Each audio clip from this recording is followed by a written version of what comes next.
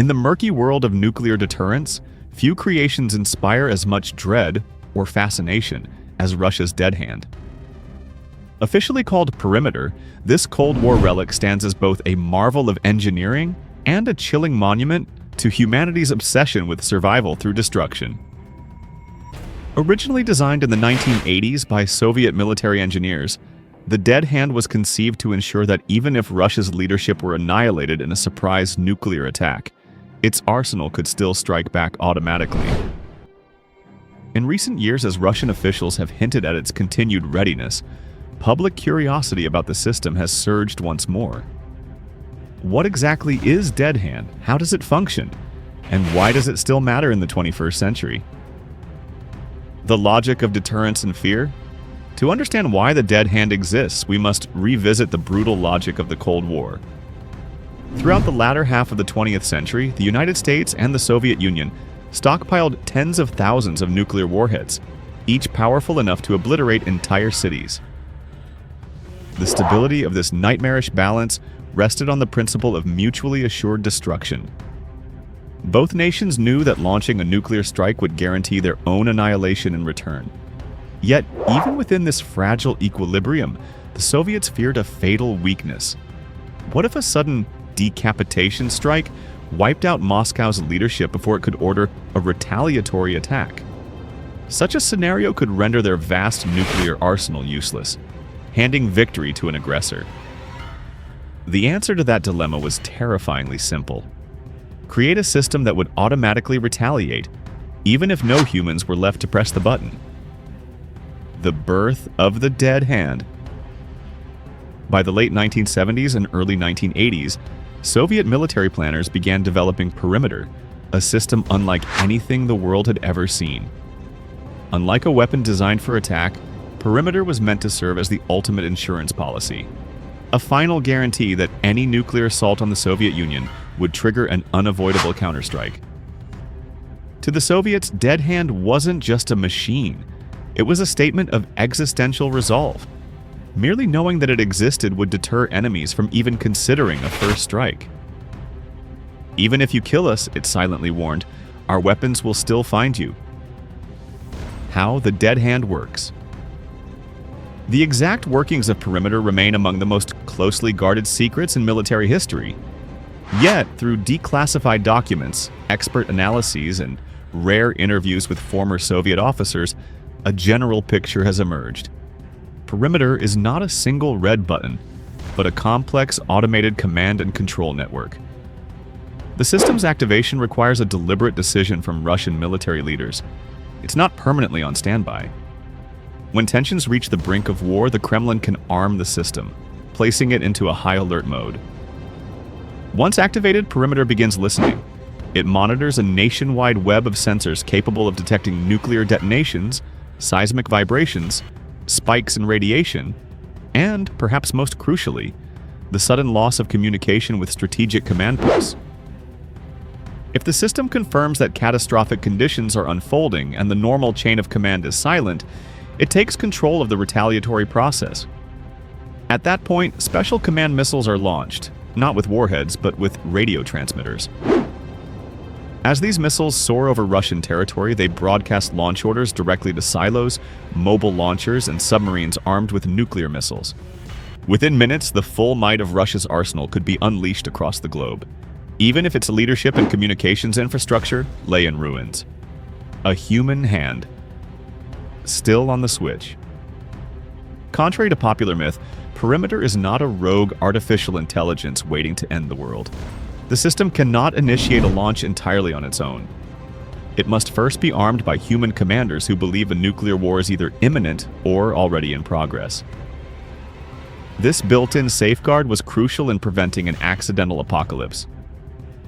In other words, Dead Hand is a fail-deadly mechanism, not a fail-safe one.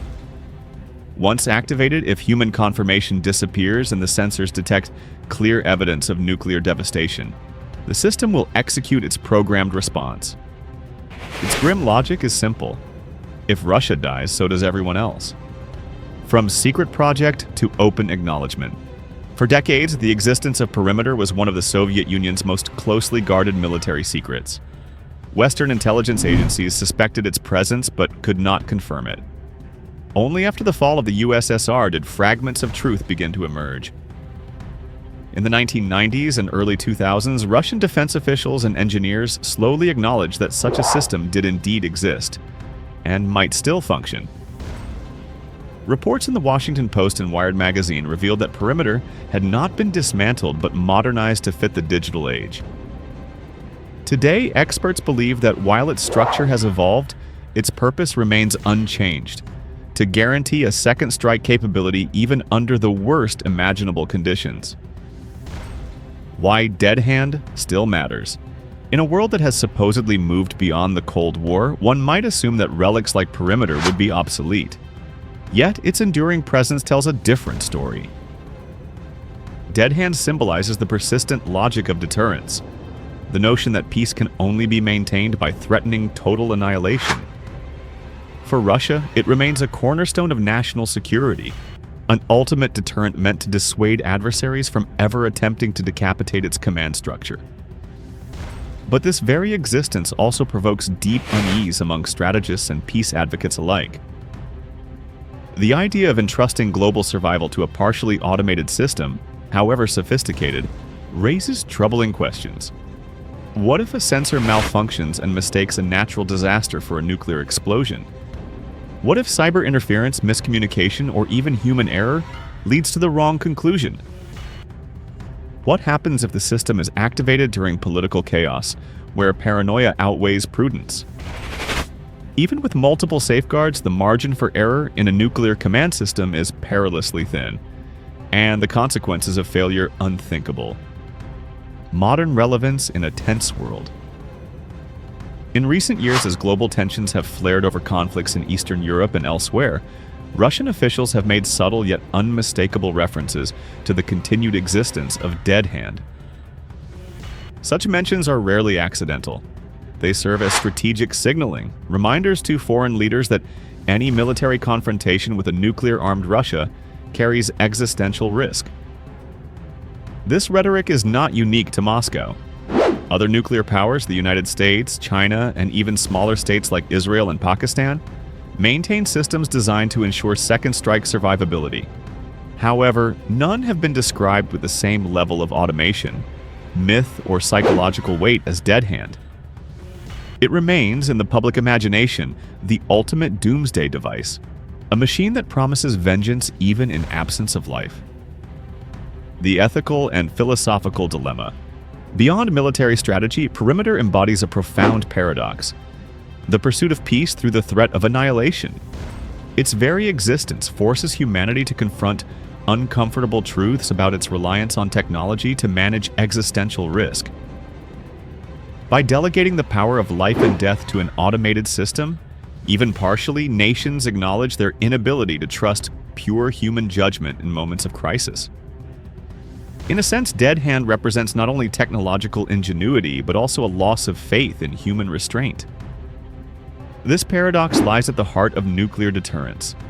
The stability it promises depends entirely on the credible threat of mutual destruction, a grim equilibrium that demands readiness to do the unthinkable. Lessons from the edge of apocalypse. For all its horror, Perimeter continues to teach the world vital lessons. It reminds us that deterrence, while effective in preventing wars, is inherently unstable. The balance it maintains is delicate, resting on assumptions of rationality, accuracy, and flawless communication, conditions that history shows cannot always be guaranteed. As global powers modernize their arsenals with artificial intelligence and hypersonic delivery systems, the risks of misinterpretation and technological failure grows ever greater. Dead Hand serves as a warning that even the most advanced security mechanisms can become the machinery of catastrophe if left unchecked. A call for caution and dialogue. In the end, Dead Hand is both a product of fear and a monument to human ingenuity. It represents our capacity to build systems that can protect civilization or destroy it entirely. Its continued existence underscores the need for renewed arms control efforts, transparency, and communication between nuclear states. Dialogue, not automation, remains the only true safeguard against accidental war. The hope, as always, is that Dead Hand will never be used. Not because it fails, but because humanity never allows itself to reach that point. Yet its silent vigil continues, buried beneath Russian soil, ready to act should the world lose its sanity once again. As new crises emerge and old rivalries resurface, the story of Perimeter is a haunting reminder that peace, however fragile, still depends on humanity's ability to manage the very forces that could end it.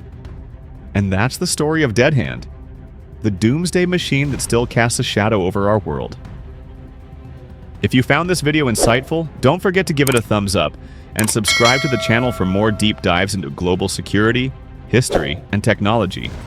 Thanks for watching, and stay curious.